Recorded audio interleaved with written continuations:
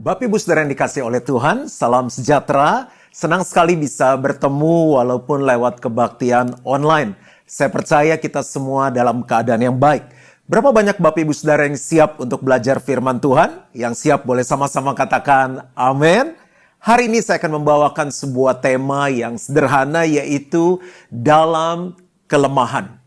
Dalam kelemahan. Berapa banyak Bapak Ibu Saudara dalam kehidupan ini pernah merasakan lemah? Boleh angkat tangannya yang pernah merasakan lemah? Saya pun seringkali merasakan lemah.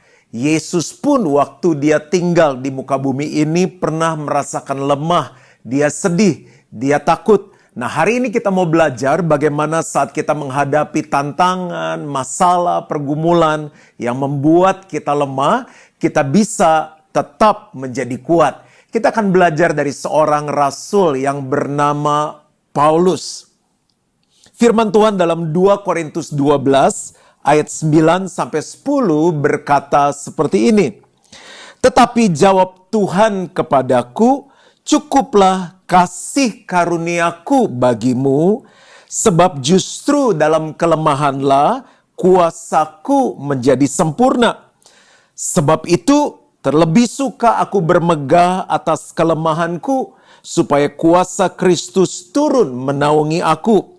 Ayat 10, karena itu aku senang dan rela di dalam kelemahan, di dalam siksaan, di dalam kesukaran, di dalam penganiayaan, dan kesesakan oleh karena Kristus. Sebab jika aku lemah, maka aku kuat. Ini adalah ayat pembukaan. Dari ayat pembukaan ada dua hal yang kita bisa pelajari terlebih dahulu sebelum saya masuk kepada bagian yang kedua. Dalam ayat ini ada dua hal yang menarik. Yang pertama, firman Tuhan berkata, kasih karuniaku cukup bagimu. Kasih karunia Tuhan cukup bagi kita. Apa sih arti kasih karunia dalam ayat ini? Saya menemukan arti kasih karunia di ayat ini adalah seperti ini. Kehadiran, kemurahan, dan kuasa Allah. Ini merupakan suatu daya, suatu kekuatan surgawi yang dikaruniakan kepada mereka yang berseru kepada Allah. Kasih karunia ini akan berdiam dalam diri orang percaya yang setia, yang mengalami kelemahan dan kesukaran demi Injil. Jadi dari ayat inilah saya mengambil judul khotbah, dalam kelemahan. Dalam kelemahan ada kasih karunia Tuhan yang bekerja. Dan berikutnya ada penjelasan yang sangat menolong. Apa yang dikaruniakannya akan selalu cukup bagi kita untuk menjalankan kehidupan sehari-hari, melayaninya, dan memikul penderitaan serta duri di dalam daging.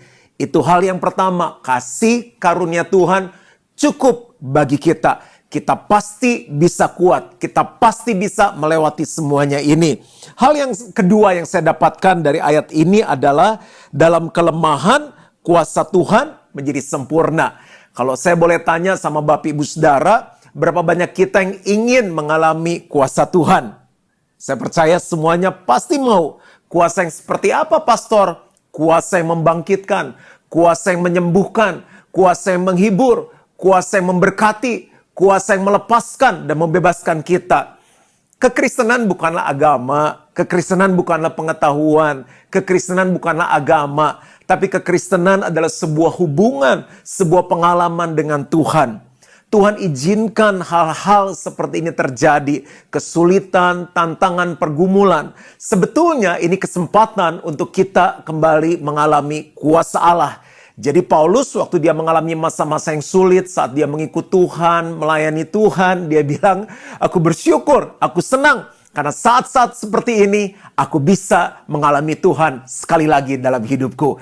Jadi hari ini dengar baik-baik, jangan takut, jangan khawatir, jangan cemas. Ini saatnya kita mengalami lagi kuasa Allah. Kasih karunia Tuhan cukup bagi kita semua. Yang percaya sama-sama katakan amin. Nah, sekarang kita masuk dalam inti khotbahnya. Kita akan belajar dari Rasul Paulus bagaimana melewati masa-masa yang sulit, di mana dalam saat-saat yang lemah dia menjadi kuat. Ada 3 hal yang akan kita belajar bagaimana Paulus bisa kuat di dalam kelemahan. Apakah kita siap? Yang pertama, bagaimana Paulus bisa kuat dalam kelemahan? Paulus bertemu Tuhan secara pribadi. Yang pertama, Paulus bertemu Tuhan secara pribadi.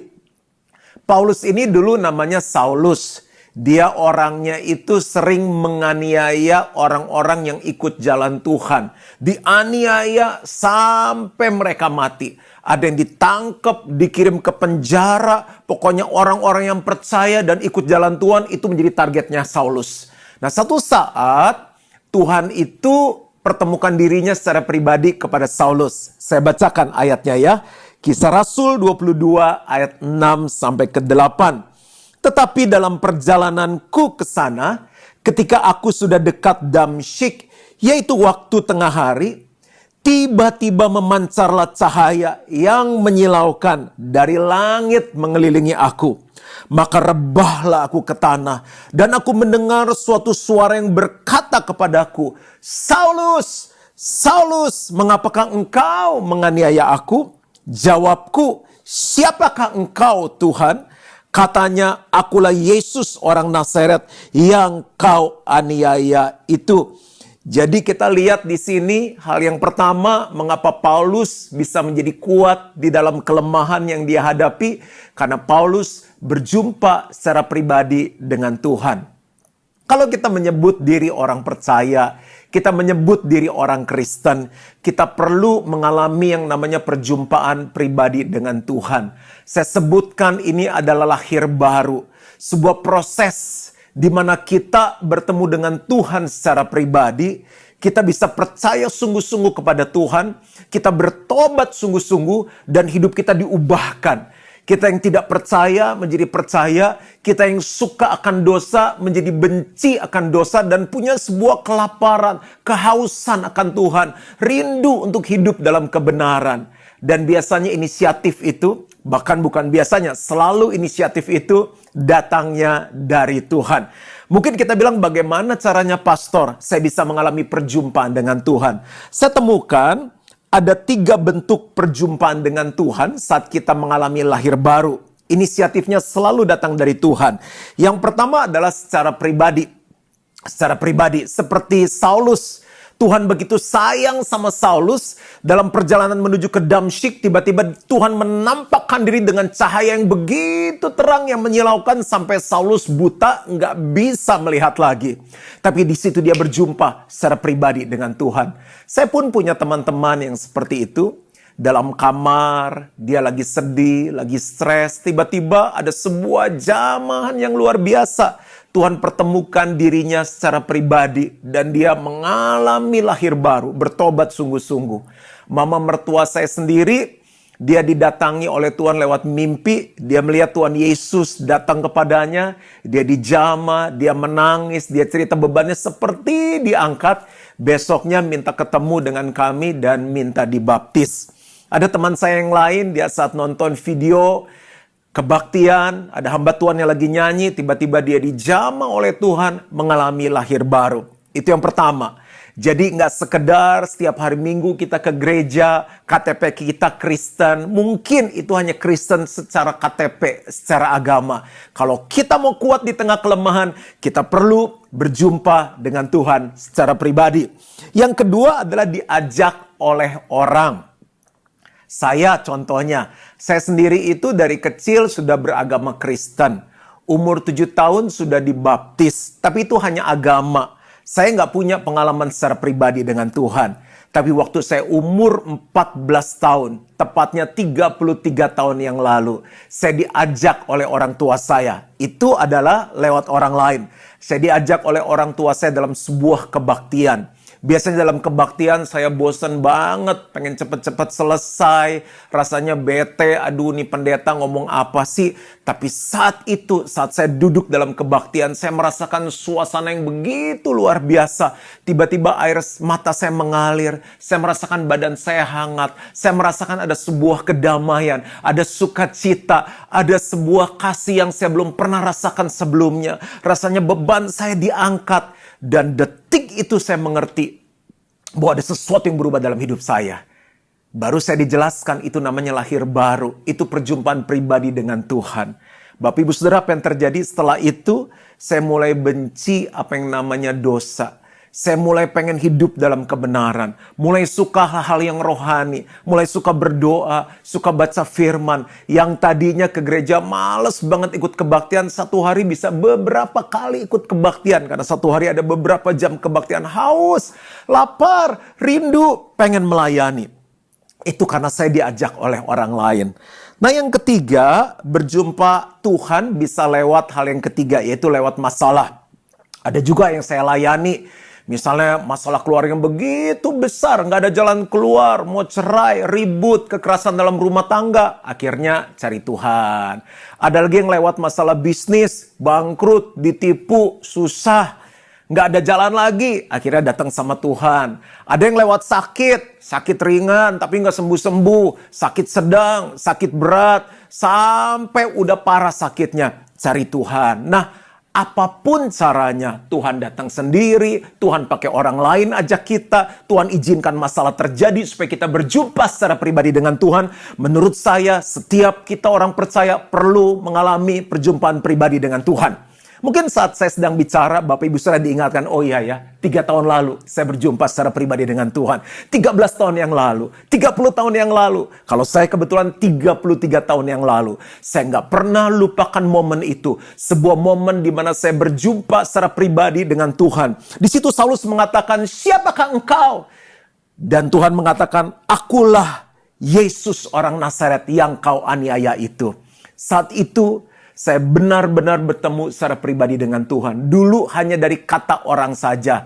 Tuhan itu hidup, Tuhan itu ada. Sekarang saya mengalami sendiri.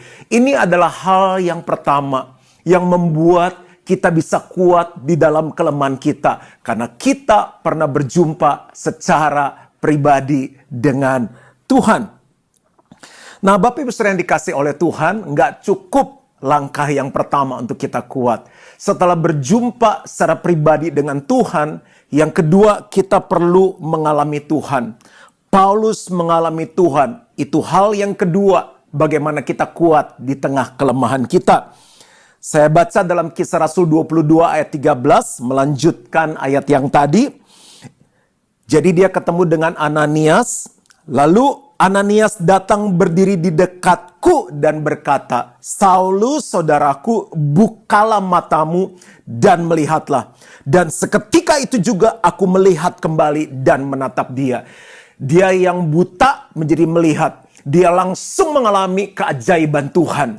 Tuhan membuat matanya bisa melihat kembali. Bapak Ibu Saudara, berjumpa dengan Tuhan secara pribadi bagus. Tapi yang kedua kita harus mengalami pengalaman secara pribadi dengan Tuhan. Bukan kata orang, tapi kita sendiri mengalami dengan Tuhan. Menurut saya, mengalami secara pribadi itu penting banget. Tahun ini tahun ke-33 saya ikut Tuhan. Dan Bapak Ibu Saudara tahu, kita sekarang sedang mengalami krisis, menghadapi masalah, menghadapi tantangan yang berat. Bukan hanya di Jakarta, bukan hanya di Indonesia, tapi hampir di seluruh dunia mengalami hal ini. Mungkin Bapak Ibu Saudara tanya sama pastor, pastor lemah nggak? Ya, ada saat-saat di mana saya lemah, tapi saya lakukan langkah-langkah yang benar, langkah-langkah yang tepat. Yang pertama saya ingat perjumpaan saya dengan Tuhan. Perjumpaan yang begitu luar biasa mengingatkan saya bahwa saya mengikuti Tuhan yang hidup. Saya mengikuti Tuhan yang luar biasa. Yang kedua, karena saya selama 33 tahun mengalami pengalaman bersama dengan Tuhan. Bapak Ibu Saudara mungkin tanya pengalaman apa? Banyak, kalau diceritain gak selesai-selesai. Bagaimana saya dalam keadaan yang minus, saya mengalami Tuhan menyediakan kebutuhan saya. Tuhan memberkati kehidupan kami. Bagaimana dalam bahaya Tuhan menjagai kami. Bagaimana saat kami sakit Tuhan menyembuhkan. Nggak selalu apa yang saya minta dikasih sama Tuhan. Karena jawaban doa juga ada tunggu dulu. Jawaban doa ada juga tidak, karena tidak sesuai dengan kehendak Tuhan. Tapi saat saya nggak melihat janji Tuhan, atau doa saya dijawab oleh Tuhan, di situ saya mengalami Tuhan memberi kekuatan. Saya pernah dikecewakan, pernah disakiti, pernah dalam keadaan yang down. Di situ saya mengalami bagaimana Allah menghibur saya, Allah menguatkan saya, kasih-Nya memenuhi saya.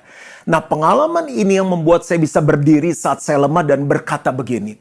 Kalau dulu Tuhan tolong, sekarang Tuhan tolong. Kalau dulu Tuhan berkati, sekarang Tuhan berkati. Kalau dulu Tuhan sembuhkan, sekarang Tuhan sembuhkan. Karena saya menyembah Allah yang hidup. Paulus menuliskan dalam Filipi 4 ayat 12-13, dia katakan seperti ini. Aku tahu apa itu kekurangan, dan aku tahu apa itu kelimpahan. Dalam segala hal dan dalam segala perkara, tidak ada sesuatu yang merupakan rahasia bagiku. Baik dalam hal kenyang maupun dalam hal kelaparan. Baik dalam hal kelimpahan maupun dalam hal kekurangan. Ayat 13 perhatikan baik-baik. Segala perkara. Saya ulangi sekali lagi. Segala perkara dapat kutanggung di dalam Dia yang memberi kekuatan kepadaku. Jadi Paulus dalam perjalanannya mengikut Tuhan, dia mengalami kekurangan, kelimpahan. Kalau kita baca di ayat-ayat lain, mengalami penjara, mengalami kapal karam, mengalami aniaya. Tapi kenapa dia tetap kuat? Karena dia mengalami Tuhan. Bapak Ibu Saudara, jangan mundur, jangan kecewa, jangan tinggalkan Tuhan. Tetap berjalan. Karena pengalaman dengan Tuhan memerlukan waktu. Jadi saat-saat seperti ini kita bisa bilang sama Tuhan, Tuhan, aku mau mengalami Engkau Tuhan yang menyediakan. Aku mau mengalami Engkau Tuhan yang menyembuhkan. Aku mau mengalami Engkau Tuhan yang menghibur. Aku mau mengalami Engkau Tuhan yang melindungi dan menjagai hidupku. Haleluya. Itu yang kedua. Yang ketiga, bagaimana kita bisa belajar dari Paulus di dalam kelemahannya dia bisa menjadi kuat. Yang pertama tadi apa? Paulus berjumpa secara pribadi dengan Tuhan. Yang kedua, Paulus mengalami Tuhan secara pribadi. Dan yang ketiga, yang terakhir, Paulus mengenal Tuhan terus-menerus. Saya ulangi sekali lagi, Paulus mengenal Tuhan terus-menerus. Seringkali, seperti dalam kehidupan sehari-hari, kita begitu ketemu orang, kita langsung bilang, ih baik ya orangnya. Ih orangnya perhatian banget, orangnya kelihatannya pinter, orangnya mahir. Terus kita pengen dagang sama dia. Begitu dagang karena baru kenal sebentar, terus ketipu. Atau contoh, wanita sama pria, single sama single nih. Dia bilang gini, aduh wanitanya baik ya, lemah lembut ya, seksi lagi, pinter lagi. Dan dengan segala macam kelebihan-kelebihan yang wanita juga lihat sama prianya, aduh gagah ya, aduh perhatian, aduh gentleman banget, aduh romantis banget ya, aduh kayaknya aku langsung suka. Terus kawin tanpa mengenal dia. Nggak bisa. Jadi banyak orang akhirnya kecewa karena mereka nggak belajar dulu mengenal terus menerus. Manusia itu terbatas. Manusia itu penuh kekurangan. Kita banyak kecewa. Tapi Yesus yang kita sembah, Dia adalah pribadi yang sempurna. Saat kita mengenal Dia lebih dalam lagi, lebih jauh lagi, itu akan membuat pengiringan kita akan Tuhan menjadi kuat. Saat-saat goncangan datang, tantangan menerpa kita, kita tetap kuat dan kita bilang, aku tahu siapa yang kupercaya. Yesus yang tidak pernah berubah. Yang ketiga adalah mengenal Tuhan terus-menerus. Kisah 22 ayat 14. Lalu katanya, kata Ananias kepada Saulus, Allah nenek moyang kita telah menetapkan engkau untuk mengetahui kehendaknya, untuk melihat yang benar, dan untuk mendengar suara yang keluar dari mulutnya. Dan Saulus meresponi itu. Dalam Filipi 3 ayat 10 dia mengatakan seperti ini. Yang ku kehendaki ialah mengenal Dia dan kuasa kebangkitannya, dan persekutuan dalam penderitaannya, di mana aku menjadi serupa dengan dia dalam kematiannya. Di bagian yang ketiga ini saya ingin membahas dua hal. Kalau Bapak Ibu Saudara mau kuat di tengah kelemahan, dalam proses kita mengenal Tuhan, kita harus mengenal Tuhan dalam dua sisi kebenaran. Yang pertama Paulus bilang, yang kukendaki ialah mengenal dia dan kuasa kebangkitannya. Nah, banyak orang Kristen akhirnya kecewa, akhirnya tetap lemah dan gak pernah kuat karena dia cuma mengenal Yesus dalam sisi kuasa kebangkitannya. Kuasa yang menyembuhkan. Oh, yang aku kenal kan Yesus yang menyembuhkan. Nah, saat kita gak sembuh, kita kecewa dan tinggalkan Tuhan. Yang aku kenal, yang aku tahu kan Yesus yang membangkitkan. Yesus yang memberkati. Saat keadaan lagi minus, saat tagihan macet, saat penjualan turun, saat toko lagi sepi, dia bilang, mana Tuhan? Akhirnya dia kecewa dan tinggalkan Tuhan. Jadi yang dia tahu cuma kuasa kebangkitannya, kuasa yang menyembuhkan, kuasa yang memberkati, kuasa yang membebaskan, kuasa yang melindungi. Itu baik, cuma pengenalan kita nggak balance, cuma setengah. Untuk itu kalau kita mau kuat, perlu ditambahkan sebuah pengenalan yang lain, yang membuat menjadi sempurna. Paulus bilang gini, yang kukendaki ialah mengenal dia dan kuasa kebangkitannya. Mau tahu yang kedua? Dan persekutuan dalam penderitaannya. Saya ulangi sekali lagi. Dan persekutuan dalam penderitaannya. Ini bagian yang kedua. Jadi bukan cuma kuasa kebangkitannya yang kita mau kenal, tapi kuasa penderitaannya. Di mana aku menjadi serupa dengan Yesus dalam kematiannya. Banyak orang suka yang mujizat, yang wah, yang wow. Tapi mereka gak suka yang namanya apa? Persekutuan dalam penderitaannya. Di mana kita harus belajar membayar harga. Di mana kita harus belajar mengikuti proses. Gak tiba-tiba eng, ing, eng, tada, ting, terus jadi. Enggak, harus lewat proses. Harus belajar setia.